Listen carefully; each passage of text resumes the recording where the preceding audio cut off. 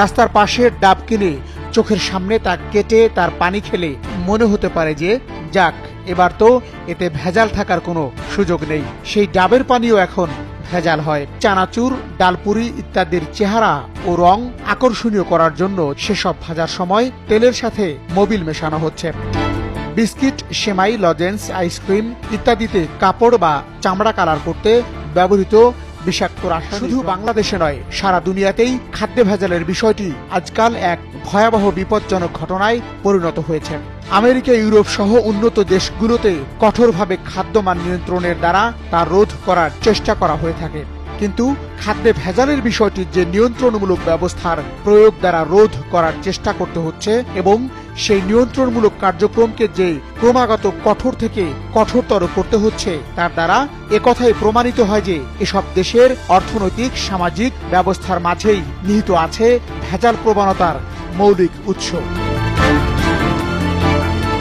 আমাদের দেশে মুনাফা তাড়িত ব্যবস্থা যতটা দ্রুত ও বেপরোয়াভাবে প্রসার লাভ করছে, খাদ্যমান নিয়ন্ত্রণ ব্যবস্থা সেই তুলনায় একেবারেই গড়ে উঠছে না। ফলে অন্যান্য দেশের তুলনায়, এমনকি পার্শ্ববর্তী দেশের তুলনায়ও বাংলাদেশে ভেজাল খাদ্য ও খাদ্যে ভেজাল মেশানোর ব্যবসা একটি অনিয়ন্ত্রিত প্রাণঘাতী ব্যাধিতে পরিণত হয়েছে। কোন কোন খাবারে ভেজাল মেশানো হয় সে তথ্য জানতে গ্রাফিক্সবন্দি তালিকায় একবার চোখ বুলিয়ে নিন। ক্রেতাদের দৃষ্টি আকর্ষণের উদ্দেশ্যে এবং দ্রুত পচন রোধের জন্য বর্তমানে প্রায় সকল খাদ্যদ্রব্যেই মেশানো হচ্ছে ক্ষতিকর উপাদান।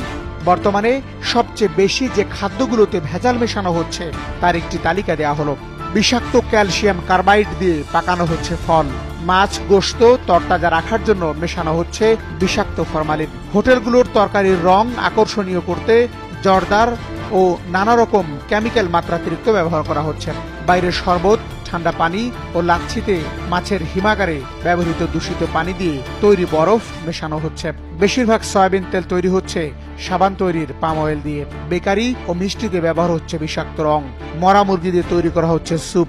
Biscuit, ice cream, cold drinks, juice, সেমাই, আচার, নুডলস, মিষ্টিতে দেদারসে মেশানো হচ্ছে ভেজাল।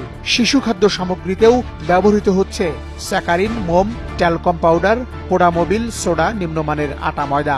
ভেজাল মশলা উৎপাদনকারীরা ফাঁকি মরিচের সঙ্গে মেশাচ্ছেন ইটের গুঁড়া। হলুদে দেয়া হচ্ছে মটরের ডাল, ধনিয়ার কাঠের গুঁড়া আর পোস্তদানায় সুজি। মোবিল দিয়ে ভাজা হচ্ছে পেঁয়াজু, বেগুনি ও জিলাপি জাতীয় খাদ্য।